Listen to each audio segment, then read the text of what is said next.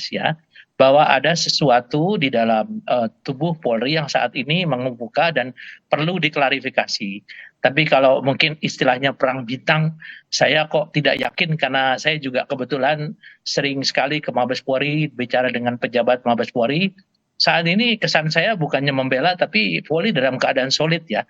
Hanya memang dengan ketegasan Pak Kapolri untuk mengungkap kasus yang melibatkan petinggi Polri, apalagi petinggi Polri itu sekarang dalam posisi terancam ya, bahwa diberhentikan dengan tidak hormat, sehingga tentunya ada juga hal-hal pihak ketiga yang memanfaatkan untuk memperkeruh kondisi yang saat ini sedang dihadapi Polri.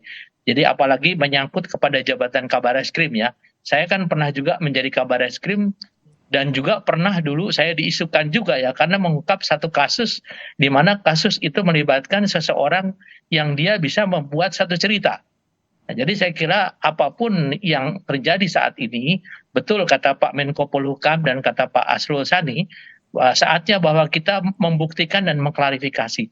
Sementara ini sudah ada hasil klarifikasi yang bersangkutan mengatakan bahwa dia merekayasa apa yang disampaikan. Nah, itu juga memang secara logika mungkin tidak mungkinlah seorang atau kurang bisa masuk akal kalau seorang pimpinan tertinggi di Bareskrim itu menerima sesuatu dari seorang yang mungkin secara langsung ya, saya kira itu harus dibuktikan. Ada pihak yang memperkeruh keadaan, pihak mana itu Pak? Yang Anda kira memperkeruh suasana di tubuh Polri ini? Ya karena tidak puas dengan ketegasan Kapolri untuk tidak pandang bulu untuk mengungkap kasus-kasus yang melibatkan siapapun anggota Polri ya, yang tentunya saat ini kita semua mengikuti ya untuk kasusnya saudara Ferdy Sambo itu ya. Jadi saya kira kita bisa sementara ini bisa mengambil satu kesimpulan bahwa yang bersangkutan itu adalah membawa pesan ya dari pihak ketiga. Nah tentunya ini harus betul-betul didalami, kemudian dibuktikan fakta-faktanya. Tadi kan disampaikan oleh Pak Asrul Sani, termasuk Pak Menko Polhukam melibatkan KPK itu malah lebih bagus ya. Karena kita ingin melihat nanti secara objektif apakah yang disampaikan oleh yang bersangkutan itu benar atau tidak. Tapi sementara ini, ya silakan dilanjutkan Pak. Ya sementara ini kan yang bersangkutan sudah meralat ya. Sudah meralat dan menyampaikan tentunya ini pun juga mungkin yang muncul di opini publik ada satu tekanan. Saya kira ya tinggal membuktikan sajalah. Karena bagaimanapun juga bicara masalah Kabareskrim itu bicara masalah fungsi, bicara masalah lembaga yang menyangkut Polri. Tentunya ini juga Polri juga akan menunjukkan bahwa kita akan melakukan sesuatu yang klarifikasi sehingga menghilangkan daripada isu-isu negatif di luarannya. Baik, nah soal kasus ini juga sudah ada laporan ke Propam ini Pak. Bagaimana kemudian menurut Anda Polri harus mengusut kasus ini? Seserius apa kemudian Polri harus menindaklanjuti itu?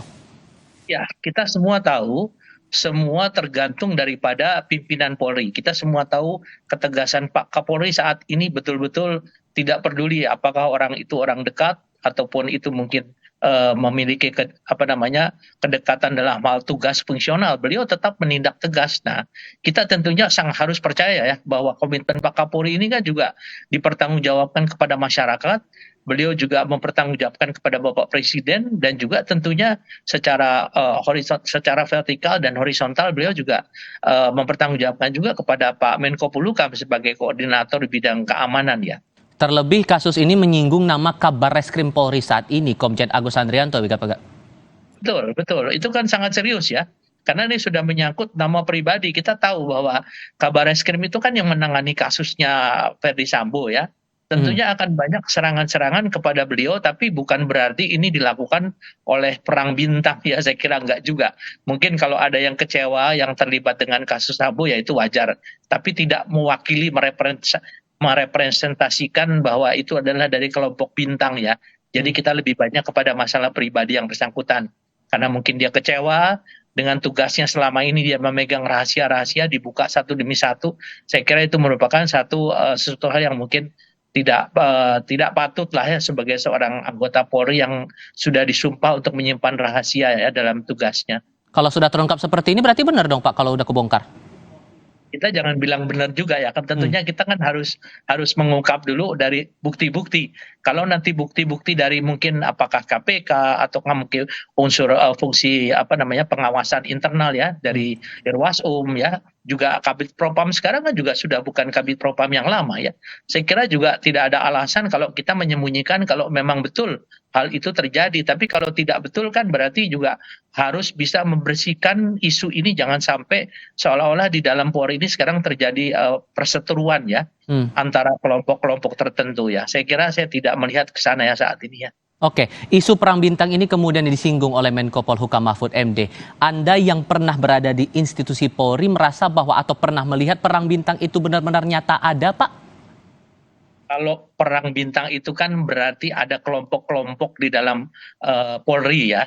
Tapi kan selama ini kita tahu bahwa Polri itu solid, tetapi ada mungkin beberapa oknum anggota yang mungkin bersalah, kemudian dilakukan tindakan, dia kecewa, dia melakukan manuver-manuver yang mendegradasi mengenai kredibilitas Polri, tapi itu kan tidak bisa analogikan sebagai sesuatu merepresentasikan sebagai kelompok bintang ya. Saya kira nggak benar juga ya, karena juga mungkin juga bukan hanya dari seseorang yang pernah menjabat sebagai jabatan perwira tinggi, tapi ini kan melibatkan juga yang perwira menengah, bahkan sampai jabatan yang terendah ya di Bintara ya. Saya kira juga kita juga sebaiknya menunggu daripada hasil penyidikan dan penyelidikan dari internal Polri. Dan saya meyakinkan bahwa Pak Kapolri sangat tegas, kemudian juga fungsi yang di bawahnya juga sangat tegas. Saat ini kita juga sudah melihatlah betapa beliau tidak memperdulikan bahwa seorang yang sudah mendapatkan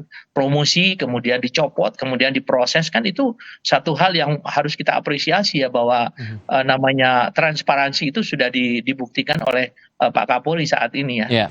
Oke, nah terkait video tadi yang disampaikan Ismail Bolong bahwa dia mengaku ada tekanan dari Brigjen Hendra Kurniawan untuk mengungkap atau menyampaikan masalah mafia tambang ini begitu Pak. Anda merasa bahwa proses ini tidak bisa semata-mata dari ranah etik tapi juga harus masuk ranah pidana atau bagaimana? Ya pastilah ya, kan seseorang yang menyebarkan berita bohong, memfitnah, itu tentunya akan menghadapi juga konsekuensi daripada perbuatan pidana ya, apalagi yang bersangkutan kan saat ini sudah bukan menjadi anggota Polri ya. Dan itu harus dibuktikan juga ya Pak ya?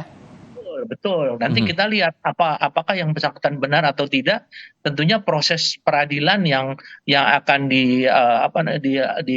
dilakukan secara independen kemudian juga secara objektif akan membuktikan tuduhan ini. Tuduhan ini sangat serius ya.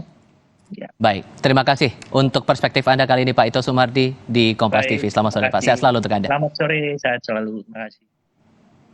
Kami akan hadirkan informasi lain untuk Anda usai jeda di Kompas Petang. Salah satunya Ganjar Pranowo tepis isu membahas Pilpres 2024 saat dipanggil ke Istana Negara.